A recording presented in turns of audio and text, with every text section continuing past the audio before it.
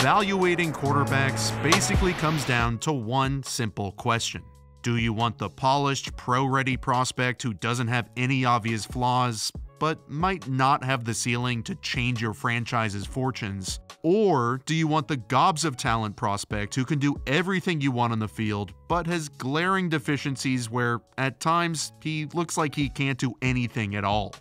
Justin Herbert, Josh Allen, Lamar Jackson, Patrick Mahomes, teams of recent who have taken the gamble on sky-high talent, while there was major question marks about each of those individuals' NFL viability, have now been rewarded with all-pro caliber results. The prospect in this year's class who fits the second group to a T is Liberty's own Malik Willis. He has impressive arm strength that pops off the film, good accuracy, and as a runner, what I'd best categorize as a bigger but slower Lamar Jackson. Willis ran for 1,800 yards and 27 touchdowns these past 2 seasons. However, the bad, it's really bad. There are certain areas of the field he flat out refuses to target. He got sacked 51 times last year. He can struggle with turnovers, and I question whether Liberty's entire offense was designed to cover up his flaws. He has extremely defined strengths, but some clearly defined weaknesses, and there are some important questions I have about Liberty's coaching staff that could heavily influence either one. Before we start to dive deeper, I want to thank the good people at Built Bar who are making this episode possible. They set out to create a protein bar that has all of the health benefits while also providing the delicious, flavor-bursting taste of candy bars, and mission accomplished. Yes, it's gluten-free, no preservatives, lower calories, lower carbs, lower fat than anything else on the market, but trust me that each of their 18 different flavors could double for any of your favorites on Halloween. In my experience, all the other healthy protein bars taste like cardboard or chalk, just kind of off. I don't know. But Built Bars are legit. Their smooth, delicious flavors are the perfect snack to keep your day going at work, or sweet enough to enjoy after dinner. One of my favorites is the coconut, but the cookies and cream is sweet, the mint brownie is minty, and the double chocolate is pretty chocolatey. Built Bar ships boxes right to your doorstep, and when you order, you can customize a box to get exactly what you want, or you can order just one flavor, or you can get a 12-bar mix box to try a bunch of different stuff. To get 10% off any order, just use my coupon code ALEXNFL10. So, getting back to Willis, let's first take a look at everything he's good at, amazing at, and highlight why he has the potential and ceiling of becoming a great NFL quarterback.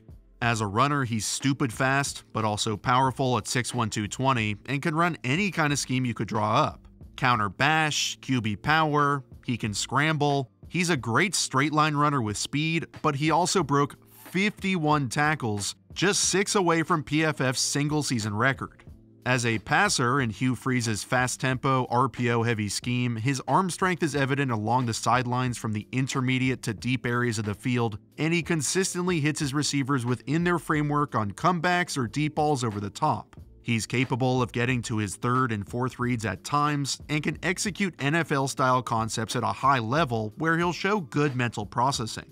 Let's take a look at this 3-play example, which exemplifies his arm strength, ability to read and understand more complex defensive schemes, and adjust in-game in real time.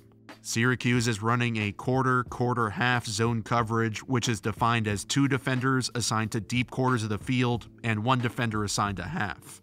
Here the orange and blue are trying to quite literally set a trap by playing trap coverage. Look at all this space underneath that they're presenting to Willis. Usually in quarter-half there's an underneath defender, but here there's not.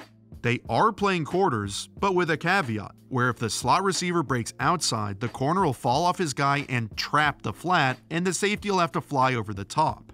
You can see both defenders with their eyes trained on that slot receiver, and the corner does a brilliant job of flipping his hips to his right, telling Willis he's running deep, but then rushes up to almost intercept the pass. The way to beat this coverage is to throw to the outside receiver running deep, but that can be tricky when the corner looks like he's running with him until the very last second. You have to trust the receiver, your eyes, and your arm to punish them, and Willis started figuring that out later in the game. They're running this same concept with a go and out route off play action, and once again the corner and safety are watching the slot.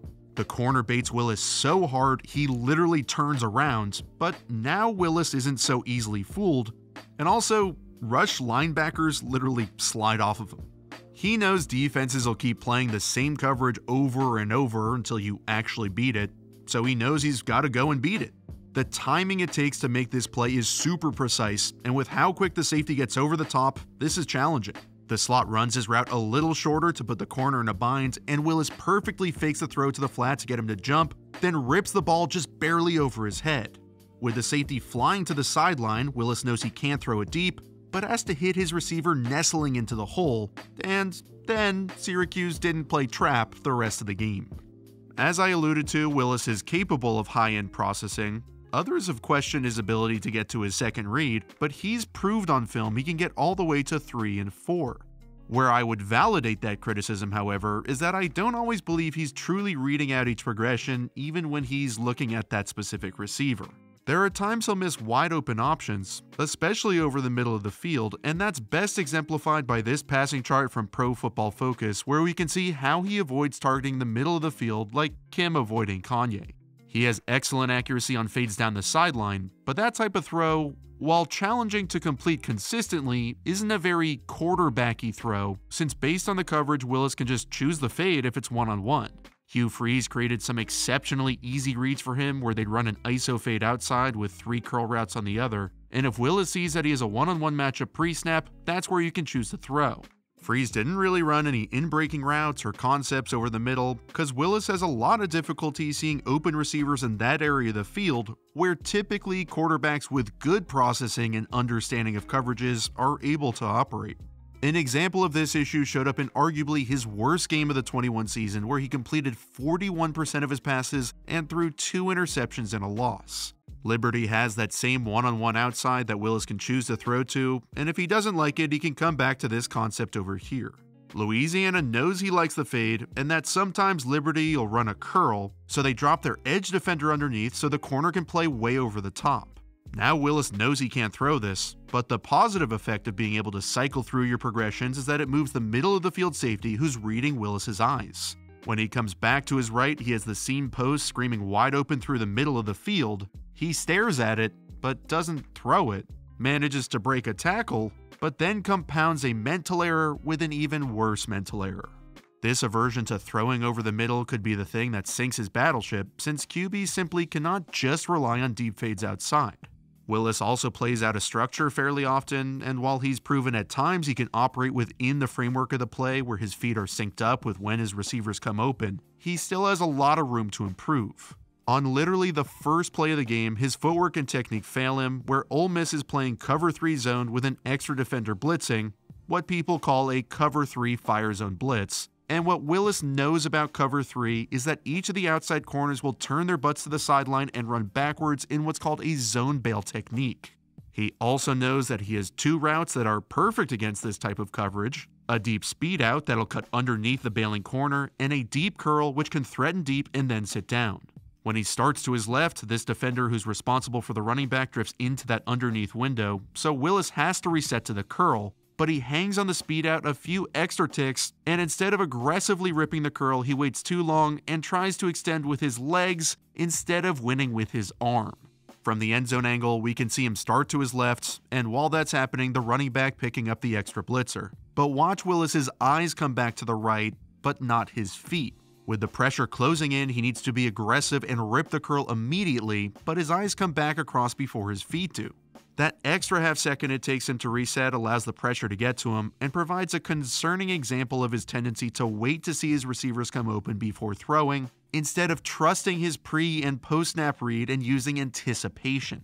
Nobody expects him to be extremely polished as a guy who's only 22 years old and about to get drafted, but these questions of how much he can improve in the areas he drastically needs to get better in are, honestly, super pressing. And that leads us to some of the areas of the evaluation that are out of his control and can cloud how he's viewed during the draft process.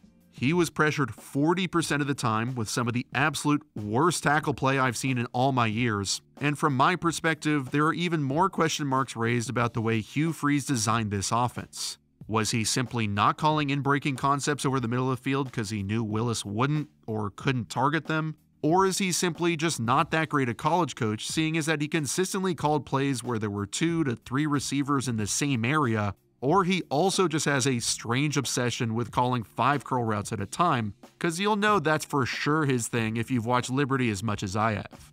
All of the questions that have been asked in this video are the very questions that every quarterback starving team will be asking in the next 2 months.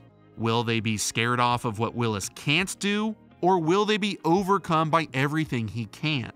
He is a dynamic, electric runner who has high-end arm strength and can process full field reads and make in-game adjustments, but also struggles with only targeting receivers outside the numbers, inconsistent vision, and shoddy footwork.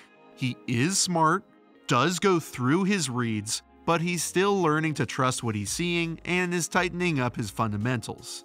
Based off the recent precedents of NFL teams succeeding by drafting the most talented quarterback, in that regard, he is unquestionably QB1. Can a team build an offense that accentuates his high-level strengths while building in aspects to slowly improve and develop his weaknesses over time? If they can, Malik Willis is the next superstar quarterback.